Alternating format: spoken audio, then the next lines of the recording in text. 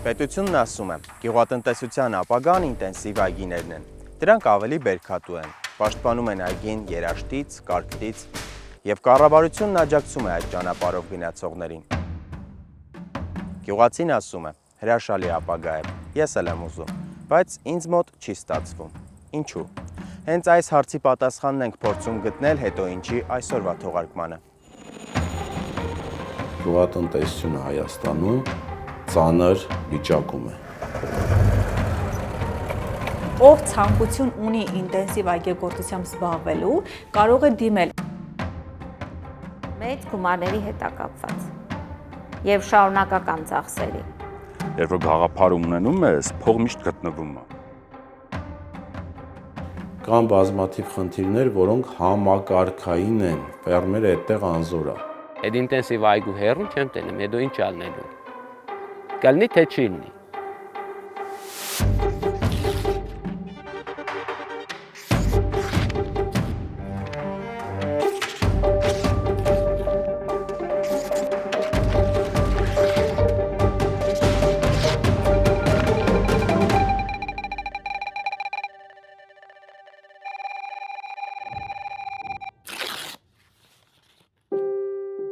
Ժամանակակից այգիները երկնքից երբեմն ոչ թե կանաչ, այլ սև են երևում կարգտապաշտպան ցանցերի պատճառով։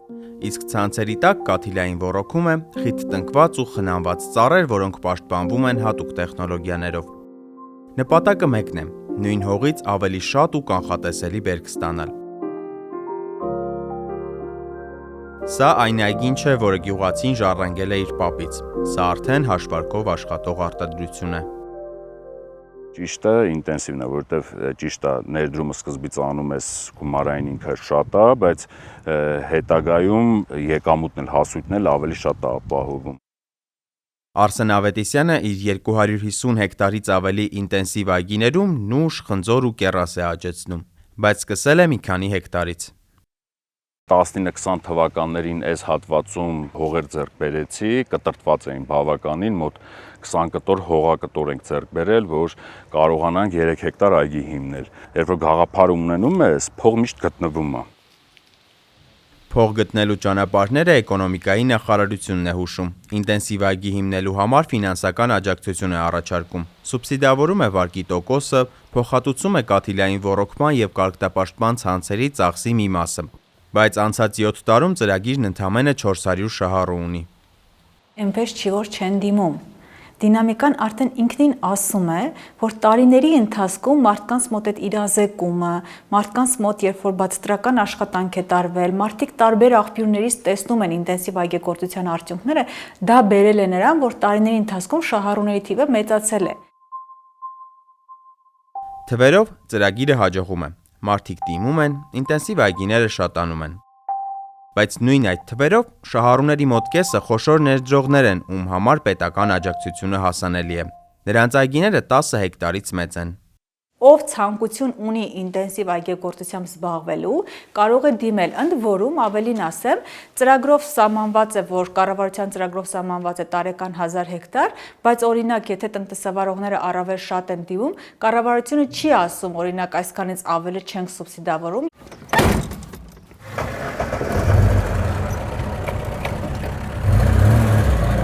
Ինտենսիվ այգու տիրոջը ես մի 10 անգամ տեսել եմ։ Ոսկին իրա քշած ավտոներ տես, իմ քշած ավտոներ տես։ Դե պետություն ջան, արի դունձի, ոնց ես դունձի ներգրավում այդ ոլորտի մեջ։ Ոնց։ Այդ մարդը եկել է Անգլիայից, եսի մուրդեղանքից, ֆինանսիստ, հոսվորդասորվե, այդ կարող է լիշնի փողն է իրա դրել է այդ ոլորտի մեջ։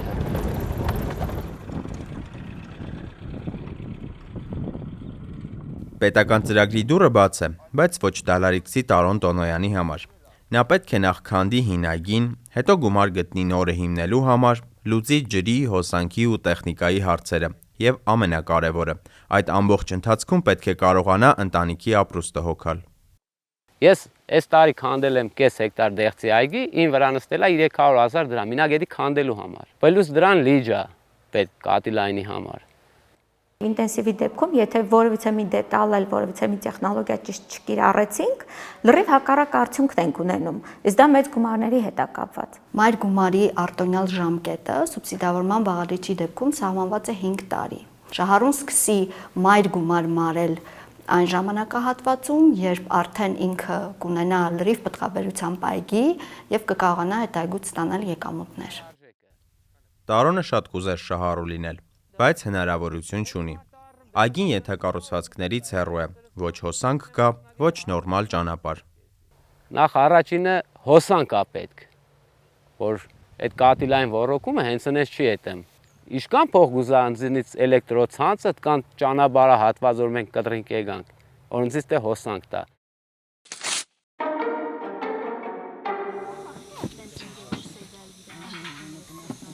Ինքը մեր լաուրն է, Աննան, Լալա, Սեդա,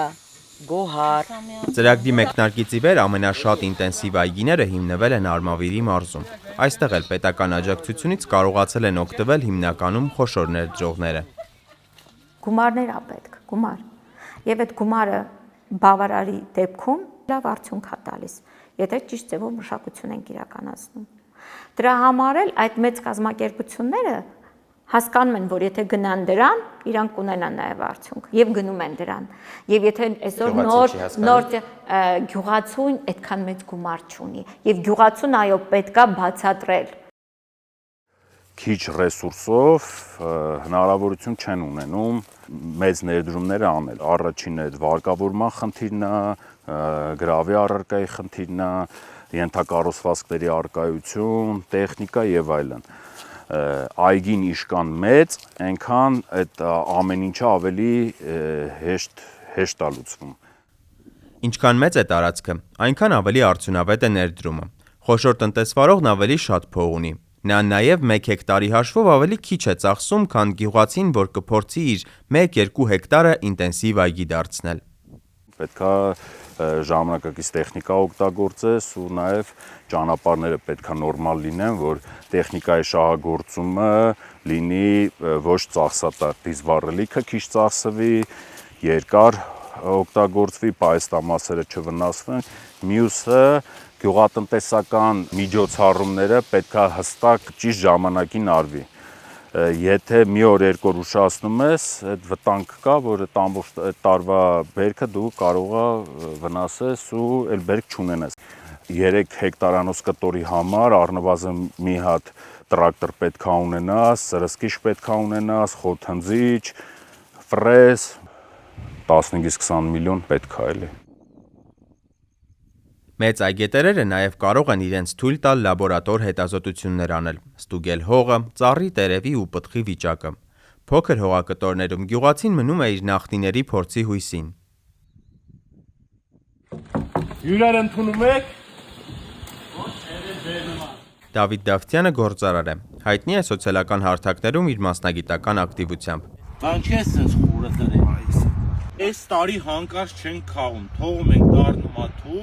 Տենց հա ձևը, դուք դինում եք առաջի տարին թույլստում եք բույսին, հետո ասում եք ծնեփակ չդուսքա։ Փոքր տնտեսությունների ու անհատների հետ աշխատելու մեծ փորձ ունի։ Ներսից գիտի գյուղատնտեսության ու գյուղացու խնդիրները։ 35-40 տարի առաջ Հայաստանի գյուղատնտեսական հողերը ուսումնասիրվել է եւ յուրաքանչյուր կետ, յուրաքանչյուր կլիմայական գոտի հասկացել են ինչ մշակաբույս կարող են ցանել ու մեխանիկորեն մինչ այսօր գրեթե նույն մշակաբույսերն են ցանում նույն տեղանքներում։ Ավանդական, ինչպես սովորել եմ պապուցս, ինչպես սովորել եմ ծնողիցս, մենք չպետք է կանգնենք այդ մակարդակի վրա, պետք է բարձրացնենք մակարդակը։ Մակարդակը բարձրացնելու համար պետք է հասկանալ տվյալ կլիմայի, հող ու ջրի հնարավորությունները։ Այս իմաստով ժամանակակից այգին սկսվում է ուսումնասիրությունից։ Բնականաբար մեծ հողատերերը, որոնք ունեն մի քանի 100 հեկտար հող, իրանք հողի բաղադրությունը ստուգում են, բայց լաբորատորիա ցավոք սրտի չունենք։ Ինտենսիվ այգին հնարավոր չէ վարել միայն ժառանգած փորձով։ Այստեղ մի սխալը կարող է ամբողջ տարվա բերքը փչացնել։ Իսկ գյուղացին հաճախ չունի այն մասնագետը, որի օգնությանը կարող է դիմել։ Կարողացանք նաև դասընթացներ կազմակերպել տնտեսավարողների համար, ինչպես նաև ստեղծվեց IGAM հարթակը, որը հնարավորություն է տալիս տնտեսավարողներին գիտելիք տեղեկատվություն ստանալ։ Ծրագիրն ու դասընթացը նախարարության բաց հարթակներում են, բայց գյուղացին հարց ունի. ով է գալու իր դաշտ ու ցույց տա ինչ ու ոնց անել։ Սոցցանցերով եմ նայում, իշքանոր հնարավոր է, կոնկրետ խորհրդատվություն թե կանչի տեսքով, թե բանով չի եղել այս բանը։ Էկոնոմիկայի նախարարությունից մեկը գա մեր գյուղը, ասի սենց ծրագրեր կա, ժողովրդին բերեք, ծանոթացնենք, ես չեմ իմացել այս բանը։ Գյուղացուն պետք է հուշել եւ ուղղորդել, թե իր դաշտում ինչը լավ կաճի, որտեղ կարող է իրացնել եւ ինչ գնով։ Փորձարարական կենտրոններ սարքենք, որտեղ կլինեն եւ ժամանակակից սորտի այգիներ, որոնք հիվանդությունների դեմ կայուն են, աշխարհում պահանջված է բերքը, կլինեն մշակաբույսեր, կբացենք ինտերնետը, կասենք նայի Դուբայ Քարֆուրում էսի ծախում են $20, քո վրա մի $1 նստում, էս քո հողը, էս է քո օրինակը, նայի։ Չենք եկել քեզ խորհուրդ տանք, որտեվ գյուղացին այնքան չի ստացվել, զզվում է, որ իրան կոստյումով սառոշկով մեկը պիտի կաբինետից ասի ինչ անի։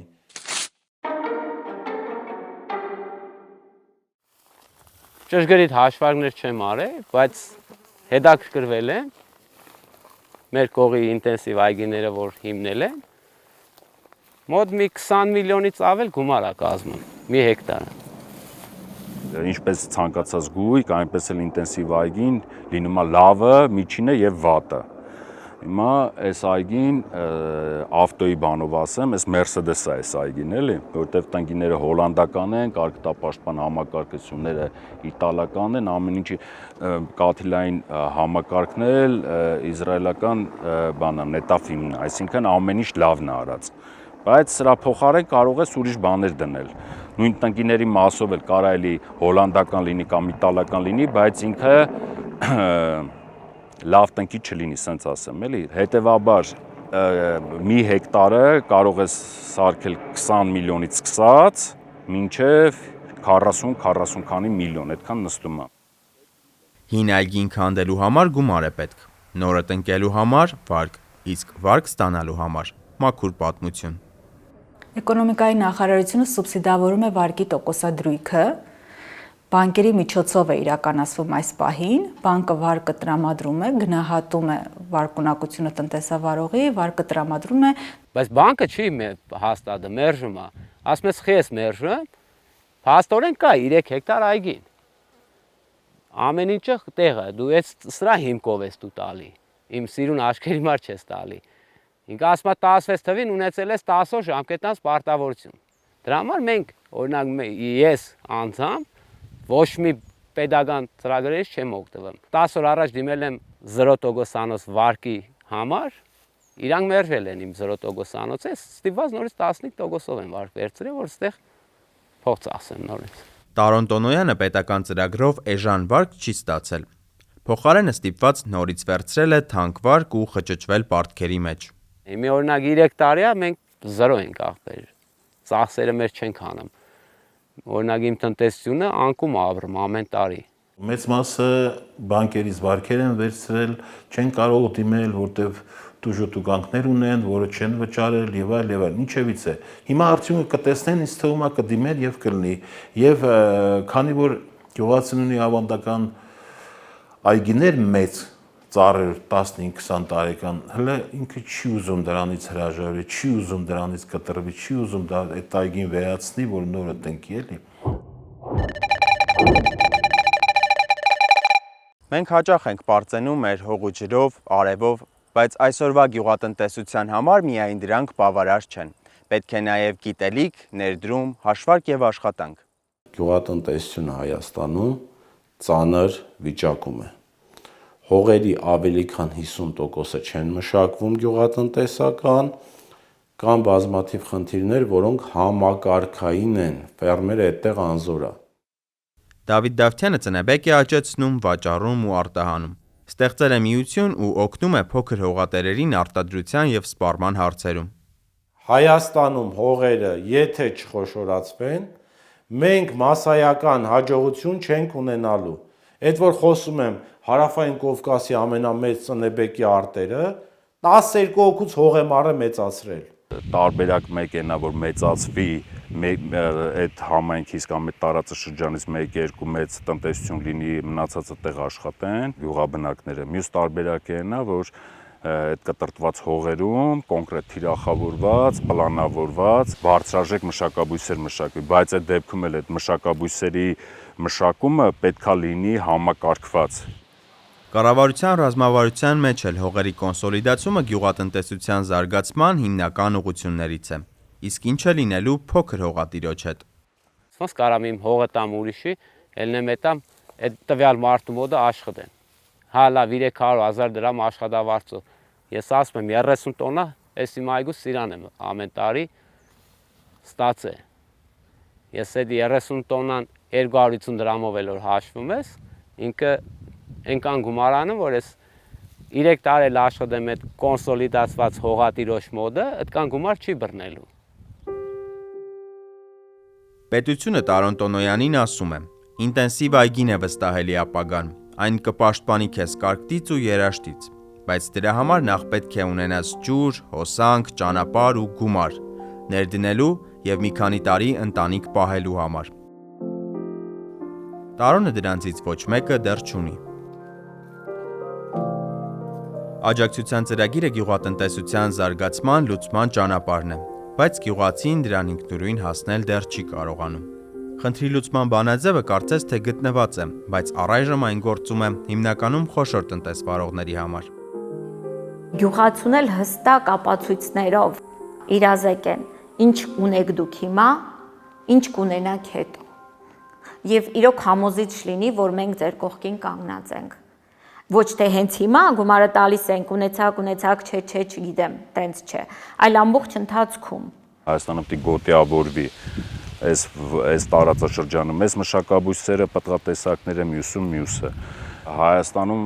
այս պահին անհրաժեշտություն կա ժամանակակից լաբորատորիաների։ Բոլոր գյուղերում պետք է ստեղծվեն հաջողված մեծ ընկերություններ եւ այնպիսի աշխատելու մոդելներ ընտրվեն, որ այս մեծը փոքրին հետևի ստանի,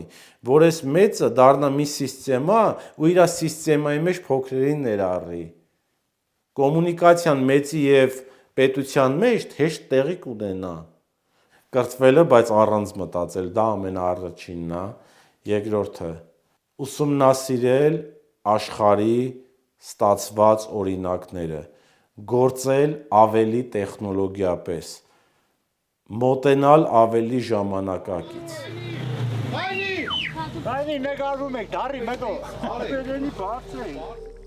Գյուղացին ուզում է ժամանակակից այգի ու կանխատեսելի բերք ունենալ։ Պետությունն ունի դրան օժանդակելու ծրագիր, բայց առայժմ պետության տված հնարավորություններն ու գյուղացու ցանկությունը հազվադեպ են համընկնում։